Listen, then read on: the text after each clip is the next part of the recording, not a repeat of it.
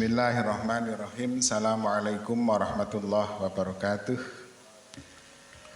Alhamdulillahirabbil alamin wa bihi nasta'in ala umuri dunya waddin wassalatu wassalamu ala asyrafil anbiya wal mursalin wa ala alihi wa ashabi ajmain amma ba'du.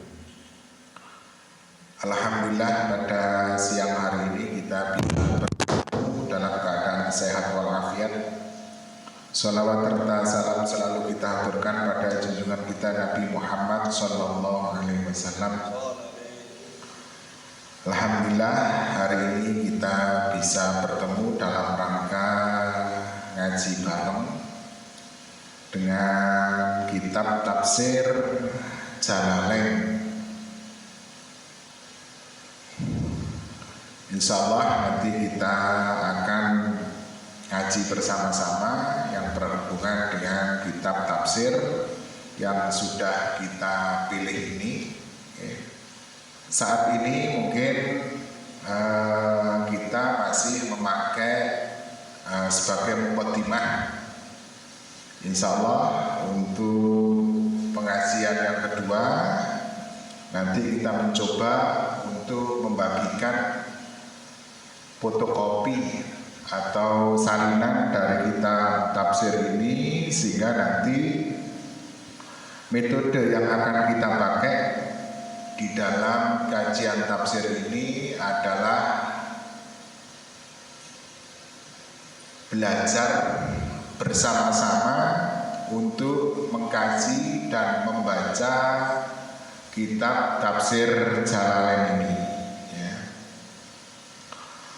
Sebelum kita mulai, marilah kita hadiah Fatihah pada musannif hadzal kitab ila hadratin Nabi Mustafa Sayyidina Muhammadin sallallahu alaihi wasallam wa ala alihi wa ashabihi wa dzurriyyati wa azwajil kiram. Lahul Fatihah. A'udzu billahi minasyaitonir rajim. Bismillahirrahmanirrahim. Alhamdulillahirabbil alamin arrahmanir rahim maliki yaumiddin. Iyyaka na'budu wa iyyaka nasta'in ihdinas siratal mustaqim siratal ladzina an'amta 'alaihim ghairil maghdubi 'alaihim waladdallin amin. Wa ila musannif hadzal kitab syamillahi lahul fatihah. A'udzu billahi minasyaitonir rajim. Bismillahirrahmanirrahim. Alhamdulillahirabbil alamin arrahmanir rahim maliki yaumiddin. Iyyaka na'budu wa iyyaka nasta'in ihdinas siratal mustaqim siratal ladzina an'amta 'alaihim ghairil maghdubi 'alaihim waladdallin amin. Ini semuanya ini kan belum membawa salinan kitab ya. Nanti insyaallah pertemuan kedua nanti harapan kami kitab yang saya pegang ini nanti bisa dikopi sehingga kopian itu nanti bisa dipegang bersama-sama. Jadi tidak maknani. Jadi tinggal membaca, nanti saya minta jenengan juga belajar membaca pegu. Karena teman-teman kita mungkin ada yang pernah belajar di pondok dengan metode sorogan, ada yang belum pernah ngaji dengan metode sorogan. Nah, kita di sini mencoba untuk mengakomodir atau mengkolaborasikan metode. Jadi yang pertama tetap ada kajian tentang tafsir Jalalain. Yang kedua ada metode tentang proses pembelajaran membaca huruf pegu, dan juga memaknai dengan makna Jawa. Karena mungkin di antara kita ada yang sudah pernah mengkaji atau mengaji dengan apa sistem sorogan. Kitab tafsir Jalalain ini adalah tafsir yang di dalam kajian ulumul Quran atau ulumul tafsir, salah satu kitab tafsir yang memakai metode tahlil. Ya, nanti ada 4 metode kajian tafsir, ada metode tahlili, ada metode maudhu'i, ada al-bayani, Jadi di dalam kajian ilmu tafsir ada al-bahsu fi kutubi tafsir, itu adalah dalam rangka ketika kita ingin mengkaji kitab tafsir, kita perlu melihat. Jadi tafsir itu nanti metode pembahasannya dengan metode apa. Kalau saat ini kita mengenal kitab tafsir Al-Misbah punyanya Pak Quraish Shihab, itu adalah tafsir maudhu'i, atau tafsir maudhu'i adalah tafsir yang berhubungan atau yang mengaji tentang tema-tema kekinian.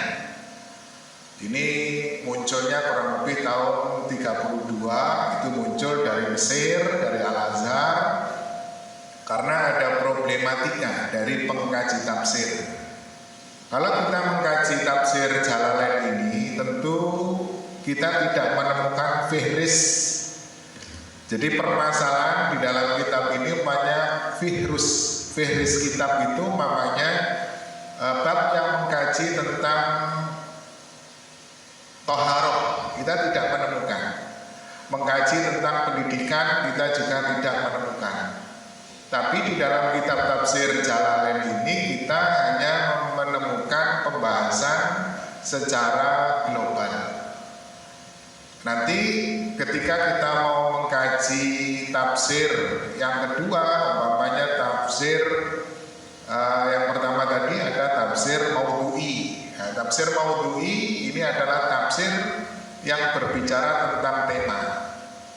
Sehingga di dalam tafsir maudhu'i itu ada maudhu'il ayat atau ada maudhu'i surah. Maudhu'il ayat itu adalah kajian tafsir yang bicara tentang tema-tema di dalam Al-Quran.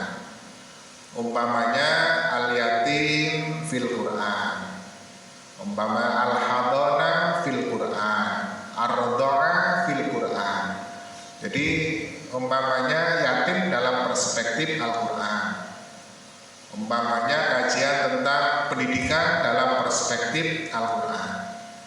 Sehingga di dalam kajian ini kita akan membahas seluruh ayat-ayat Al-Quran yang berjumlah kurang lebih 6.666 ayat itu kita rangkum untuk kita cari tema-tema pendidikan di dalam Al-Quran. Sehingga nanti ada kata tarbiyah, ada at-ta'dib, ada at-ta'lim. Nah, ayatnya kita coba untuk kita kumpulkan, kita susun munasabatul ayat, tartibun nuzul, sehingga nanti ada makna global yang berkaitan dengan tema pendidikan di dalam Al-Quran. Yang kedua, kita pernah membaca kitab tafsir, umpamanya tafsir Al-Marawdi. Tafsir Al-Marawdi itu bentuknya metode pembahasannya beda dengan tafsir Jalalain ini. Kalau di dalam tafsir Al-Marawdi itu ada tema ayat. Jadi umpamanya 5-10 ayat itu dijadikan satu. Ada al-bayan minal mufrodat, kosakatanya dibahas. Setelah itu ada pembahasan tentang sababun nuzul. Setelah itu pembahasan al-ibanah atau tafsirnya. Dan yang terakhir adalah nanti ada istimbatul hukmi. Jadi 5 ayat di dalam Al-Quran itu nanti kesimpulannya apa? Nah, sehingga di dalam tafsir Al-Marawdi itu nanti apa? Pembahasannya ketika kita mau mencari tentang tema itu akan terlihat secara jelas. Namun ketika kita melihat tafsir Jalalain, ini kan pemahamannya atau pembahasannya kan runtun. Nanti akan kita coba untuk melihat. Jadi kita akan mencari umpamanya alif lam mim dzalikal kitabul la raiba fihi, itu nanti maknanya apa. Setelah itu Imam Jalaluddin Al-Mahalli dan Imam Jalaluddin As-Suyuti ketika menjelaskan tentang makna-makna ayat itu nanti akan akan kita lihat makna di dalam kurung.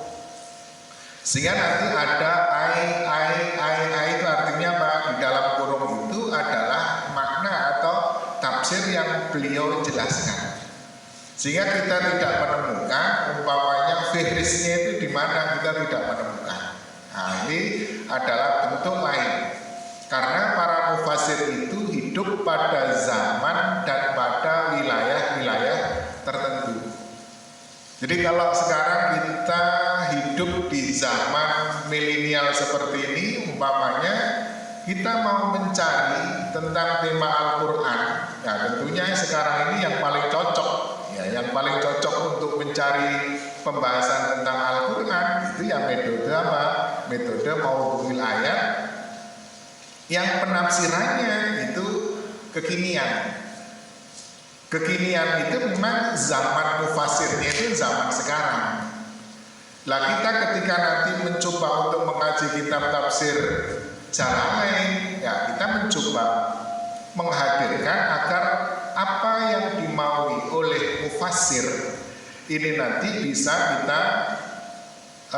kita buat maknanya sebagai makna kekinian. Jadi mufassir atau tafsir itu kan penjelasan seorang mufassir.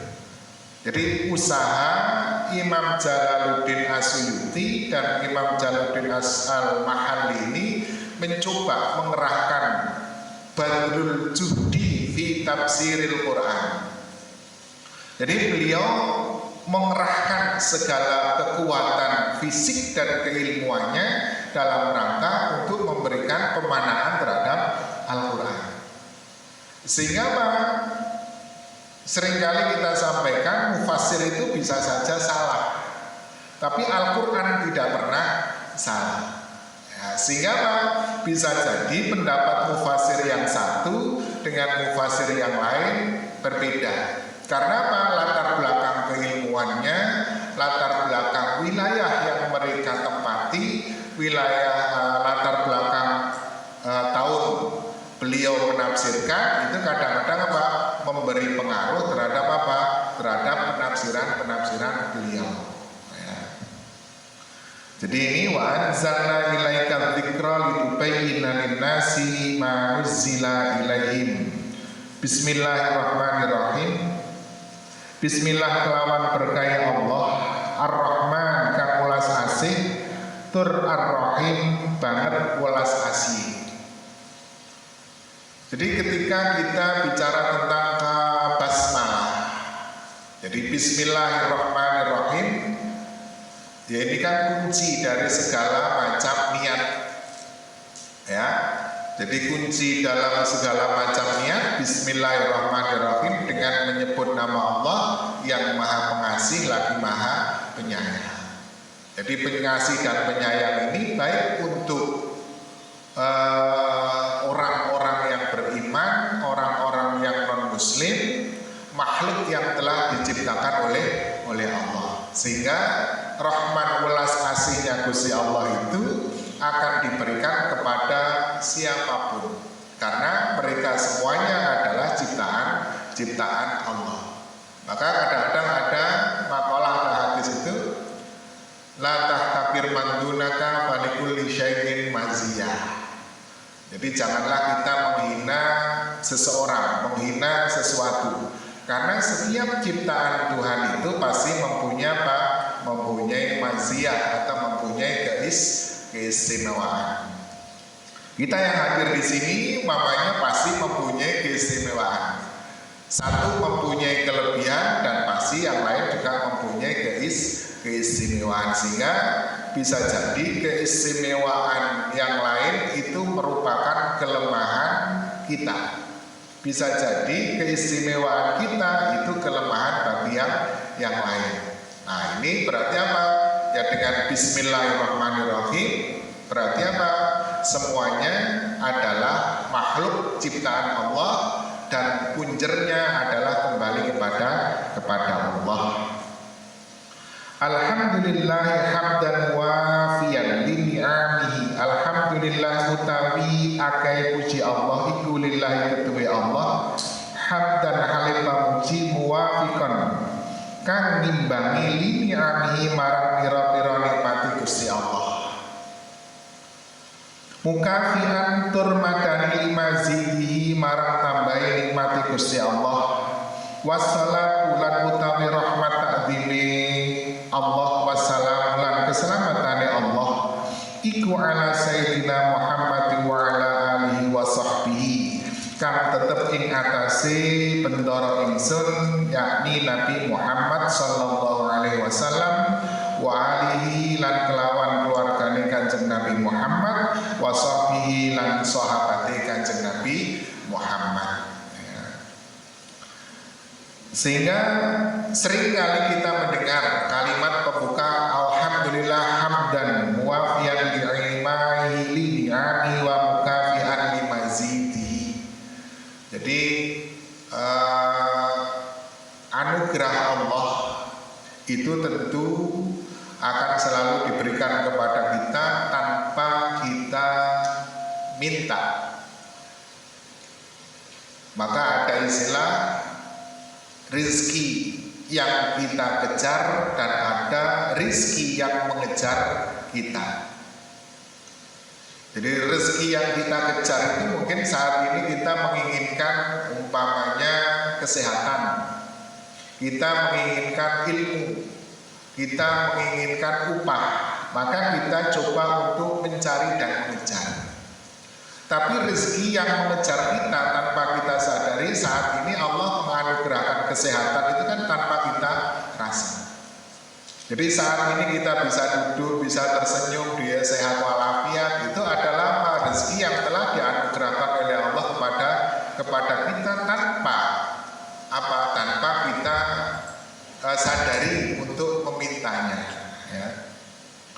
Wassalatu wassalamu ala sayyidina Muhammadin sallallahu alaihi wasallam wa alihi wa sahbihi wa junudi lan pira-pira balani Kanjeng Nabi Muhammad sallallahu alaihi wasallam.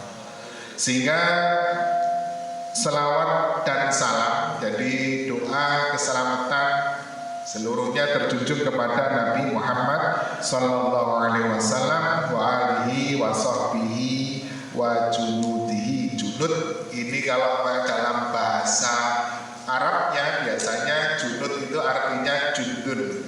Jundun itu tentara. Tentara itu ya tentara. Jadi jundun itu makanya ada istilah Junaidi. Kalau ditasghir Junaidi itu tentara kecil. Ya, kalau Junaid ada namanya Junaid itu berarti apa? Tasghir itu menjadi apa? Tentara-tentaraan. Jadi kalau ada karnaval itu berarti di situ ada Junaid. Nah, jadi bukan tentara beneran.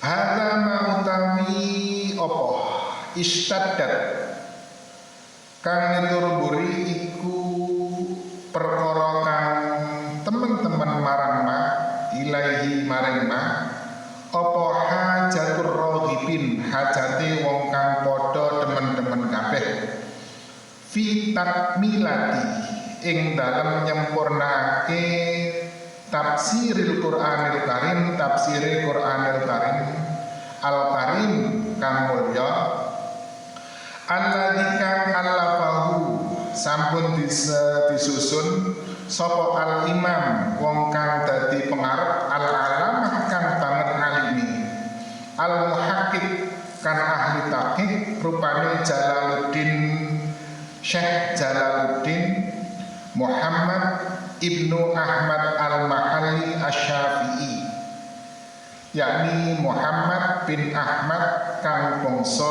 kutha Mahallah.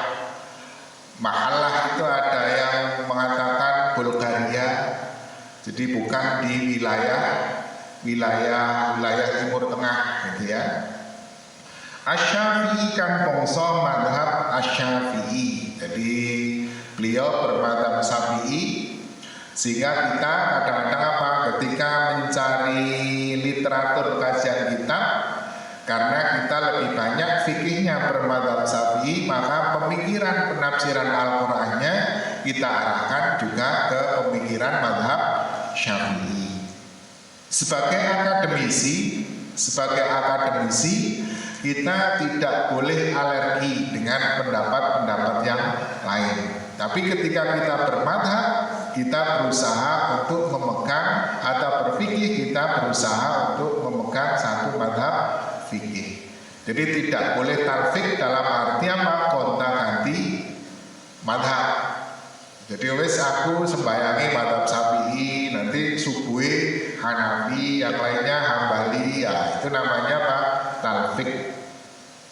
Rahimahullah, muga-muga paring rahmat ing Muhammad bin Syekh Muhammad bin Ahmad al-Mahalli sapa Allahu Allah.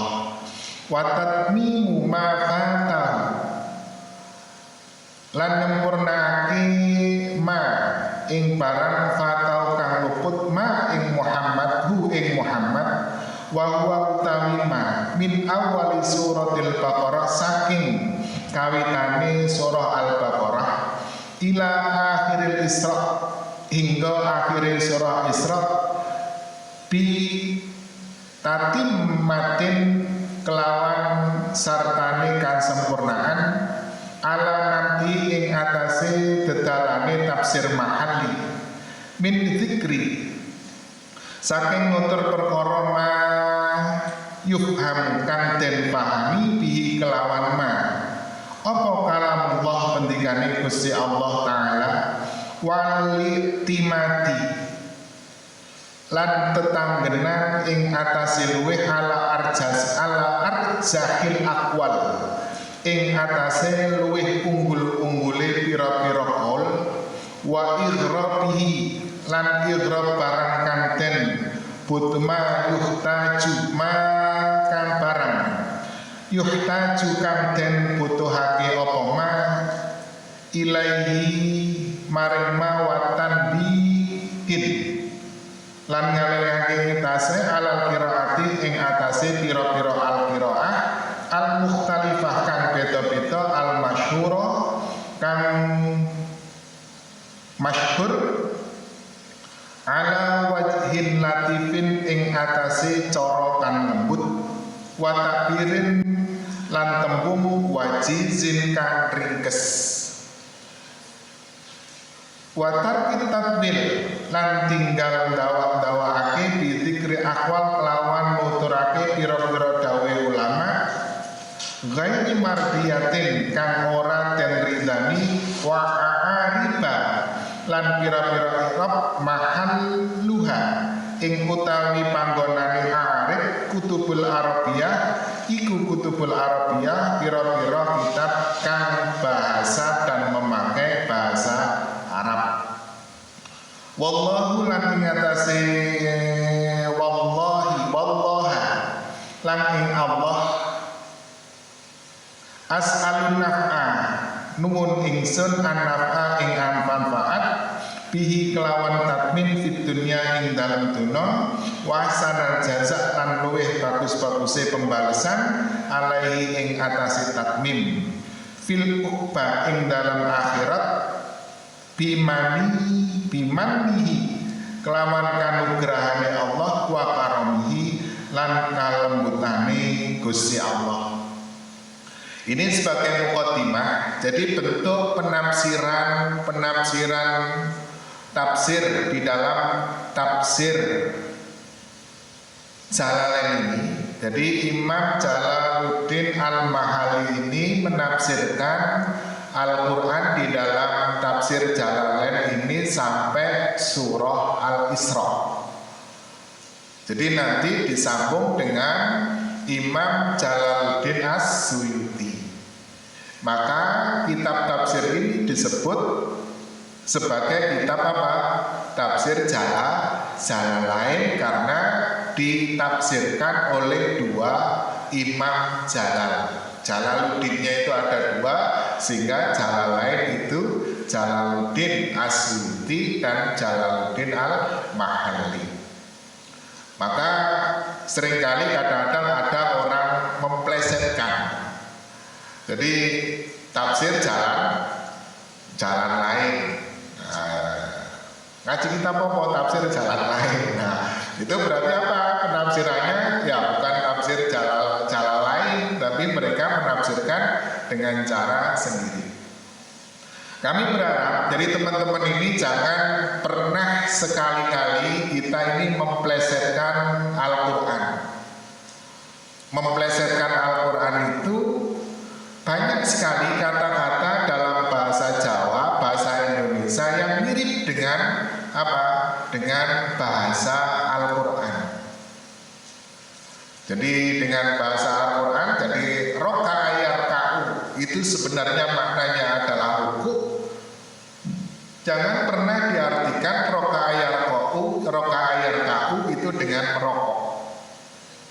Warka'u ma'roki'in itu kan artinya rukuklah bersama orang-orang yang senang rukuk. Jadi jangan pernah nanti jenengan ketika senang merokok itu memplesetkan warka'u ma'roki'in, merokoklah dengan para perokok. Karena apa? Kita berpedoman pada man kadzaba alayya muta'ammidan falyatabawa maq'adahu minan nar. Ini kalau hadis.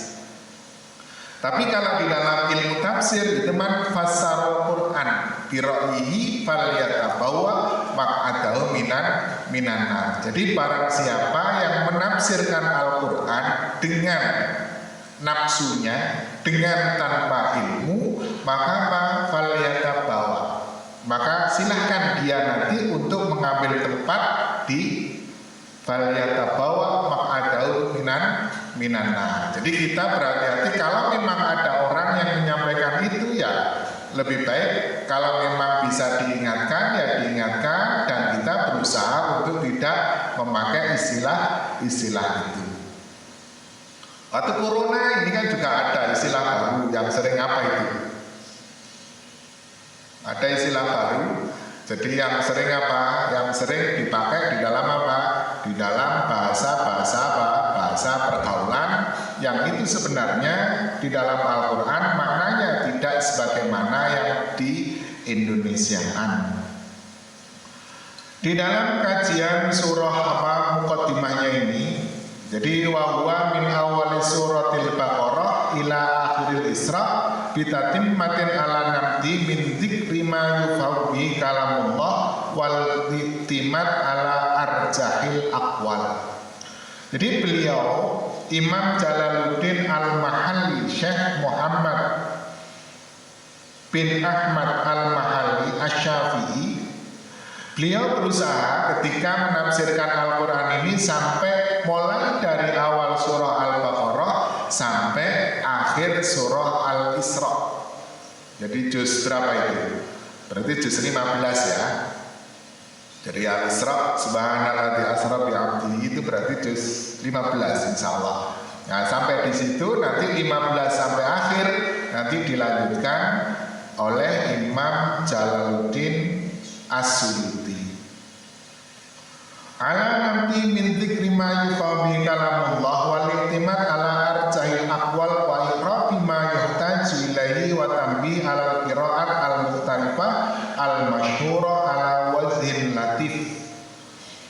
Jadi beliau berusaha untuk menghadirkan di dalam kitab tafsir ini dengan bahasa-bahasa yang sederhana yang diambil qaulnya dari para imam atau para ulama al-mufassirin.